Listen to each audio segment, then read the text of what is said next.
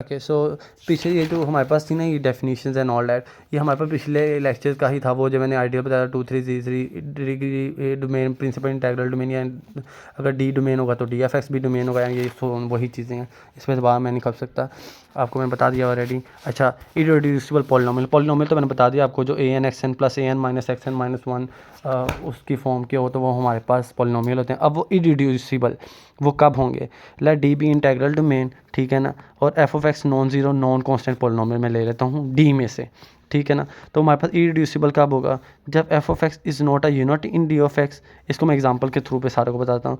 पहला, F of x non zero, पहली बात तो ना जो पॉलिनोमियल ले रहे हैं ना हम, वो नॉन ज़ीरो होनी चाहिए, ठीक है ना, और नॉन कांस्टेंट होनी चाहिए, मतलब उसके अंदर वेरिएबल ज़रूर एग्जिस्ट करना चाहिए। जैसे मैं अगर कह दूँ f of x is equal to 3 power 1 plus 2 की पावर स्क्वायर, तो ये हमारे पास इरिड्यूसिबल नहीं होगी क्योंकि इसमें कोई वेरिएबल है ही नहीं, ठीक है ना। तो हमारे पास पहली बात एफ ऑफ एक्स के अंदर हमेशा हमारे पास एक वेरिएबल होना चाहिए, और एफ ऑफ एक्स हमारे पास इक्वल टू 0 नहीं होना चाहिए। उसके बाद एफ ऑफ एक्स को हम ब्रेक कर सके दो एलिमेंट्स में, एफ ऑफ एक्स को हम ब्रेक करें सकें जी ऑफ एक्स और एच ऑफ एक्स से दो एलिमेंट्स में हम ब्रेक कर सकें। लेट्स सपोज मैं एक्स क्यूब ले रहा हूँ, उसको मैं ब्रेक कर सकता हूँ ना एक्स स्क्वायर इंटू एक्स में, ठीक है ना। तो ये वाली प्रॉपर्टी होल्ड करनी चाहिए। एक ये प्रॉपर्टी है कि उसको मैं पॉलिनोमियल को 2 के मल्टीपल में ब्रेक कर सकूं। दूसरी ये है कि उसमें वेरिएबल ज़रूर होना चाहिए और वो नॉन ज़ीरो हो, मतलब ज़ीरो ना हो, ठीक है ना। अच्छा, अब मैं इसको आता हूँ। फॉर एग्जांपल मैंने लिया है एक एलिमेंट लिया है 2x² + 4, इसको मैं 2 में ब्रेक कर सकता हूँ ना, 2 इंटू x²+2। 2 भी तो हमारे पास एक पॉलिनोमियल है, 2 की पावर 1 पॉलिनोमियल क्या होता है जिसकी पावर होती है। अच्छा, अब देखो अब मुझे बात सुनो, क्यू में हमारे पास इनमें से किसी, अब हमारे पास, सॉरी मैंने यहाँ पे ये पॉइंट भूल गया, then either g of x is a unit और h of x is a unit. मतलब यूनिट क्या होता है, यूनिट वो एलिमेंट होते हैं जिसके लिए हमारे पास इन्वर्स एग्जिस्ट करता ही करता है। अब क्यू हमारे पास क्या होता है, क्यू हमारे पास होता है रैशनल पी बाई क्यू वाली फॉर्म में, इसका मतलब उसमें 1/2 भी एग्जिस्ट करेगा, राइट। तो हमारे पास ये केस है कि हमारे पास इरिड्यूसिबल कब होगा, जब इन मल्टीप्लिकेशन, जो हमारे पास मल्टीप्लिकेशन हमने की है इसमें से, उनमें से जो एक एलिमेंट का इन्वर्स ज़रूर एग्जिस्ट करे इरिड्यूसिबल होने के लिए।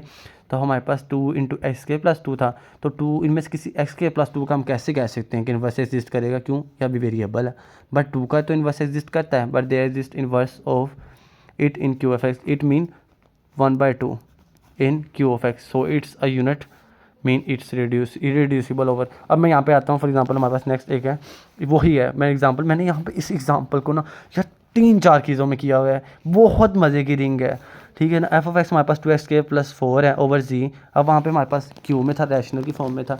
अब आप जानते हैं इसमें इंटीजर होते हैं, इसमें हमारे पास रियल वाला केस नहीं होता, 1/2 नहीं होता है, हमारे पास सिर्फ 0 +-1 +-2 होता है। अब मैंने इसको वही चीज़ की, पहली बात तो ब्रेकेबल होना चाहिए कि हम उस पॉलिनोमियल को 2 हिस्सों में मल्टीप्लाई कर सकें। जैसे हमारे पास इसको मैंने 2 कॉमन लेके 2 में कर दिया। अब देखो इसका भी जी ऑफ एक्स में इन्वर्स एग्जिस्ट नहीं करता, ठीक है ना। अब वेरिएबल का तो हम कह ही नहीं सकते कि करता है, क्यों, हम वेरिएबल हमें पता ही नहीं क्या है। बात आ जाती कांस्टेंट पे सारी, ठीक है ना। अब मुझे बताओ 2 का इन्वर्स क्या था, 1/2 जी में कब से एग्जिस्ट करता है, कभी भी नहीं करता, क्यों, उसमें 0 +-1। सो ये हमारे पास इरिड्यूसिबल नहीं है, ये हमारे पास रिड्यूसिबल है। अब मैंने यहाँ पे आर में ले लेता हूँ, मैंने वही चीज़ किया 2 इंटू x² + 2। अब हमें 2 का तो इन्वर्स में पता है 1/2 होता है, जो कि रियल नंबर में होता है, सो इट्स इरिड्यूसिबल। अब कम्प्लेक्स में आ जाओ, आप लोगों को इतना मज़े का कंटेंट मिल रहा है, आप लोगों को खुश होना चाहिए।